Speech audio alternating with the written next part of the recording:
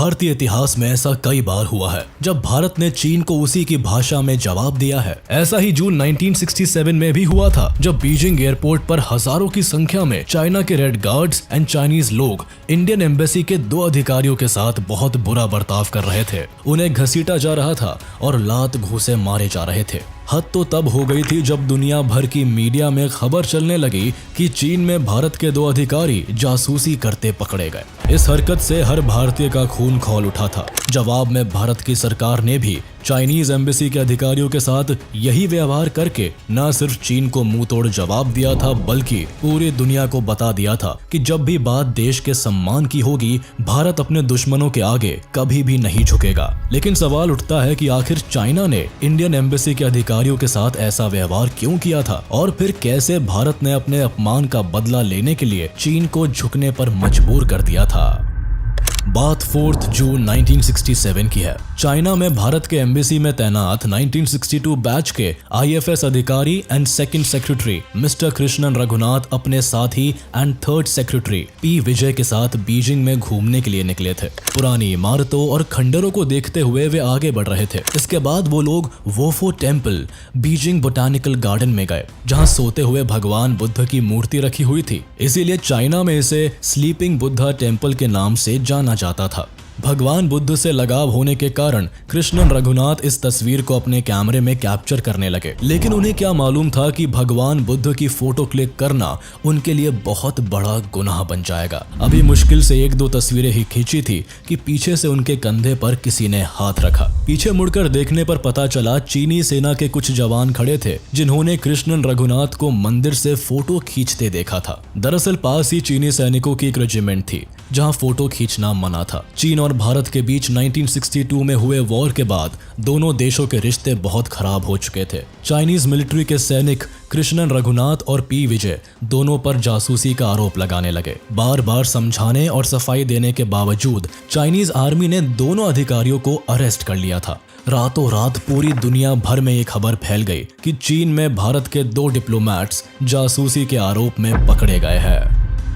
13 जून 1967 को चाइना के एक कोर्ट में इंडियन एम्बेसी के दोनों सेक्रेटरीज को पेश किया गया, जहां पर मामले की सुनवाई होनी थी। वहां 15,000 चीनी लोगों की भीड़ मौजूद थी। कोर्ट की कार्रवाई शुरू हुई। बार बार दलील देने के बाद भी चाइनीज कोर्ट ने दोनों इंडियन सेक्रेटरीज को जासूसी का दोषी करार दिया। कृष्णन रघुनाथ की सारी अथॉरिटी को तुरंत छीन लिया गया। उन्हें पर्सोना नॉन ग्राटा डिक्लेयर करने के साथ ही उन्हें 1 दिन बाद चाइना से निकल जाने का आदेश दिया गया। पर्सोना नॉन ग्राटा का मतलब ऐसे लोगों से होता है जिन्हें किसी देश में पूरी तरह बैन कर दिया जाता है। यही हाल P विजय के साथ भी हुआ। उन्हें अगले 72 घंटों में चीन को खाली करने का आदेश सुनाया गया। अगली सुबह होते ही कृष्णन रघुनाथ को बीजिंग एयरपोर्ट से हांगकांग ले जाने की तैयारी हो रही थी। P विजय को चीन खाली करने के लिए 72 घंटे का टाइम दिया गया था। इसके बावजूद इसी गाड़ी में उन्हें भी बिठा दिया गया था। 14 जून को इंडियन सेक्रेटरीज को हांगकांग एयरपोर्ट ले जाया जाना था, क्योंकि हांगकांग से ही दिल्ली की फ्लाइट मिलती थी।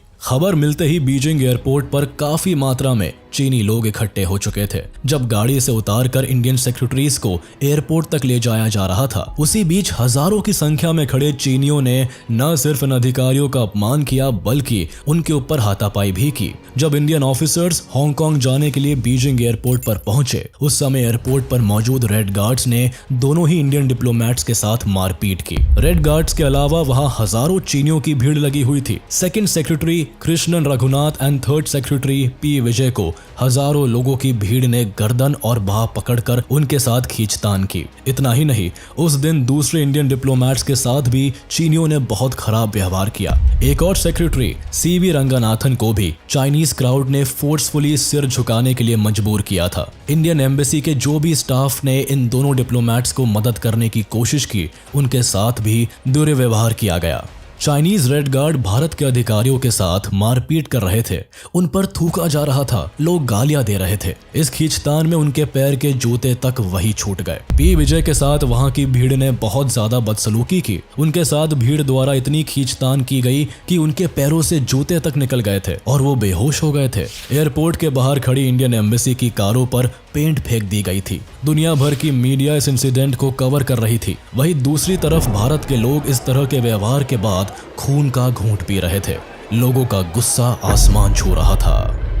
हालांकि भारत में उतरने पर इन दोनों डिप्लोमैट्स को नई दिल्ली के पालम एयरपोर्ट पर हीरोज की तरह स्वागत किया गया। चीन ने भले ही इन दोनों सेक्रेटरीज की बेइज्जती करने में कोई कसर नहीं छोड़ी थी, लेकिन भारत के अंदर इन्हें एक वीर योद्धा की तरह सम्मान दिया गया। इंडियन गवर्नमेंट ने इसे बड़ी गंभीरता से लिया और तुरंत हमारे यहाँ से एक लेटर चाइनीज गवर्नमेंट को भेजा गया। चाइना की फॉरेन मिनिस्ट्री को लिखे इस लेटर में इंडिया ने साफ तौर पर चाइना के इस व्यवहार पर कड़ी नाराजगी जताई और इसे इंटरनेशनल लॉज का उल्लंघन बताया। देश के अंदर चीन की इस घटना पर लोगों का खून खौल रहा था। भारत ने इस बार चीन की इस बर्बरता का बदला लेने का पूरा प्लान बना लिया था। दिल्ली में चाइनीज एम्बेसी में फर्स्ट सेक्रेटरी चेन लूची पर खुफिया जानकारी इकट्ठा करने और भारत के खिलाफ गतिविधियों में शामिल होने का आरोप लगाया गया। भारत में इस मामले को चाइना के जैसे कोर्ट में नहीं चलाया गया, बल्कि फॉरेन मिनिस्ट्री ने अगले ही दिन 14 जून को उन्हें तत्काल इंडिया से बाहर निकल जाने का आदेश दे दिया। अब भारत सरकार ने अपना रुख चाइनीज एम्बेसी के थर्ड सेक्रेटरी हेसी चिंगहाओ की ओर किया। उन पर भी भारत के खिलाफ एक्टिविटीज का आरोप लगाया गया और पर्सोना नॉन ग्राटा डिक्लेयर करके ऑर्डर दिया गया कि 72 घंटे के अंदर वह भारत छोड़ दे।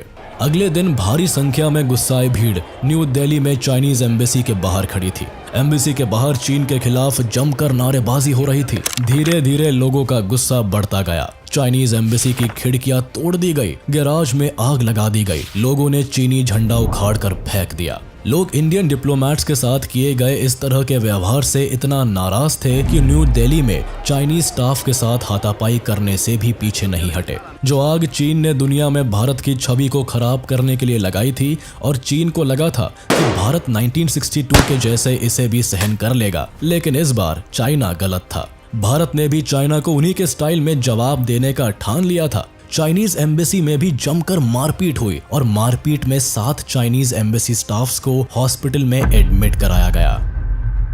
इंडिया में चाइनीज एम्बेसी के खिलाफ हुए विरोध प्रदर्शन और हाथापाई की खबर जब चाइना तक पहुंची तो चाइनीज गवर्नमेंट की तरफ से चाइना में उस समय के इंडियन एम्बेसडर राम साथे को नोटिस भेजी गई, जिसमें लिखा गया था कि अब चाइनीज गवर्नमेंट इंडियन एम्बेसी की सिक्योरिटी की गारंटी नहीं ले सकती। कुछ ही देर में चाइना के अंदर भारत में चीनी डिप्लोमैट्स के साथ हुई मारपीट की खबर आग की तरह फैल गई। चीन की गुस्साई भीड़ ने राम साथे की आवाज पर अटैक कर दिया। भारत और चीन के बीच दुश्मनी बढ़ती जा रही थी। दोनों देशों के लोगों का गुस्सा एक दूसरे के लिए आसमान चढ़ता जा रहा था।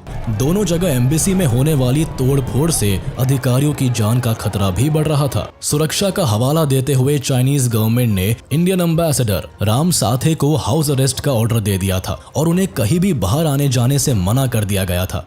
इसके बाद इधर नई दिल्ली में इंडियन गवर्नमेंट की ओर से चाइनीज एम्बेसी में आर्मी तैनात कर दी गई।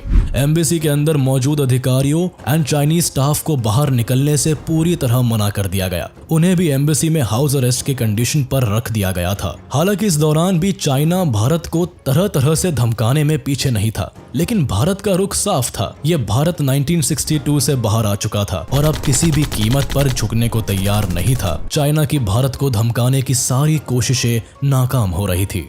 भारत के अंदर अपने अधिकारियों की हालत देखकर चीन के फॉरेन मिनिस्ट्री ने एक फ्लाइट भारत में भेजने का निर्णय लिया, जिससे वह चीनी एम्बेसडर्स को भारत से निकाल सके। फिर भारत सरकार ने भी सेम यही डिमांड की, जिसे चाइनीज गवर्नमेंट ने डिनाई कर दिया। इसके बाद भारत ने भी उनके लोग लौटाने से मना कर दिया। इसके बाद जब चाइनीज एयरक्राफ्ट अपने डिप्लोमैट्स को वापस ले जाने के लिए दिल्ली में उतरी, तब दिल्ली एयरपोर्ट पर उसकी रिफ्यूलिंग रोक दी गई। अंत में दोनों देशों की आपसी बातचीत के बाद इंडियन फॉरेन मिनिस्ट्री के द्वारा 21 जून को इंजर्ड चाइनीज सेक्रेटरी हेसी चिंगहाओ को दिल्ली छोड़ने के लिए अलाउ कर दिया गया, जबकि एक और सेक्रेटरी चेन लूची को 3 और दिनों तक भारत सरकार ने अपने अंडर में रखा था। इन 3 दिनों में बीजिंग में इंडियन एम्बेसी के बाहर प्रदर्शन रोक दिया गया था। इंडियन एम्बेसडर राम साथे और एम्बेसी के अधिकारियों के ऊपर से लगी पाबंदियां हटा दी गई थी। भारत की ओर से भी ऐसा ही जवाब दिया गया और अपने सारे सैनिकों को चाइनीज एम्बेसी से बुला लिया गया था।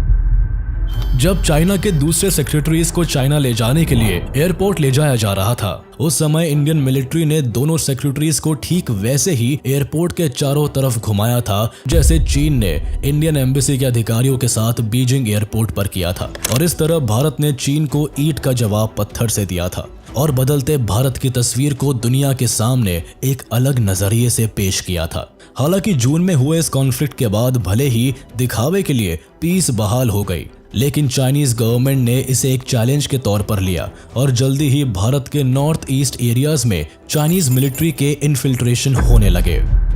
उसी साल अगस्त 1967 में भारत के सिक्किम में कई चाइनीज ट्रूप्स देखे गए। इसके बाद इंडियन आर्मी ने चाइनीज कमांडर्स को कई वर्बल वार्निंग्स भेजे, जिसके बाद चाइनीज मिलिट्री ने वहां से अपने सैनिकों को विड्रॉ कर लिया। चाइना नाथुला को अपना हिस्सा मानता था और वो चाहता था कि इंडिया नाथुला से अपनी सेना हटा ले। 20 अगस्त 1967 को इंडिया ने अपने बॉर्डर को कंट्रोल करने के लिए बॉर्डर पर 3 लेयर बार्ब्ड वायर लगाना स्टार्ट कर दिया। 3 दिन बाद ही चाइनीज पीएलए के 75 सैनिकों ने बॉर्डर पर पहुंचकर नारेबाजी शुरू कर दी। माहौल एक बार फिर टेंस हो गया और वायर लगाने का काम रोक दिया गया। 6 और 7 सितंबर को नाथुला में जब हमारे देश की सेना बॉर्डर पेट्रोलिंग कर रही थी, उस समय चाइनीज मिलिट्री ने एक बार फिर पेट्रोलिंग का विरोध किया। इस बार चाइना की ओर पेट्रोलिंग करते भारतीय सैनिकों पर पत्थर भी फेंके गए। इसके बाद चाइनीज आर्मी अपने टेरिटरी लौट गई। इंडियन आर्मी ने एक बार फिर नाथुला पोस्ट बाउंड्री के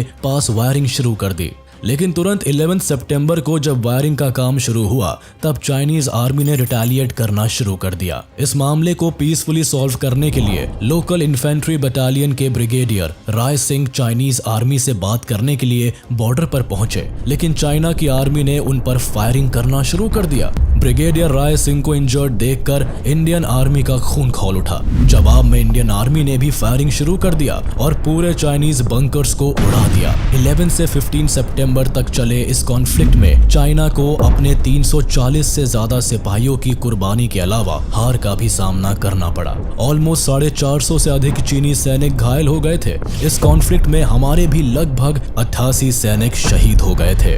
इतने बड़े ह्यूमिलिएशन के बाद चाइना ने ठीक 20 दिन बाद 1 अक्टूबर 1967 को नाथुला से कुछ किलोमीटर दूर नॉर्थ में चोला पर फेस ऑफ स्टार्ट कर दिया। चाइना चोला को भी अपनी टेरिटरी का पार्ट मानता था। पहले तो इंडियन आर्मी ने वर्बल कम्युनिकेशन करना सही समझा, लेकिन जब चीनियों ने फायरिंग करना स्टार्ट किया तो भारत के जवानों ने फेस ऑफ करना ही ठीक समझा। शुरुआत में तो चीनी सेना ने 7-11 गोरखा और 10 जम्मू कश्मीर राइफल के सैनिकों को कुछ नुकसान भी पहुंचाया, लेकिन उसके बाद जो हुआ उसने पूरे कॉन्फ्लिक्ट की दिशा बदल कर रख दी। भारतीय जवानों ने इस तरह से फायरिंग स्टार्ट की कि चीन की सेना को 3 किलोमीटर तक पीछे भागकर अपनी जान बचानी पड़ी थी। नाथुला और चोला में हुई चीनियों से झड़प में भारत ने अपनी टेरिटरी को गेन कर लिया और चीनियों को मार भगाया। इन दोनों ही कॉन्फ्लिक्ट्स में 400 से ज्यादा चीनी सैनिक मारे गए थे और चीनियों को भारत की ताकत का एहसास भी हो गया था। और इसका रिजल्ट ये हुआ, इन 2 बैटल्स में हार मिलने के बाद चाइनीज मिलिट्री लंबे समय तक भारत के साथ बॉर्डर डिस्प्यूट्स में नहीं आई।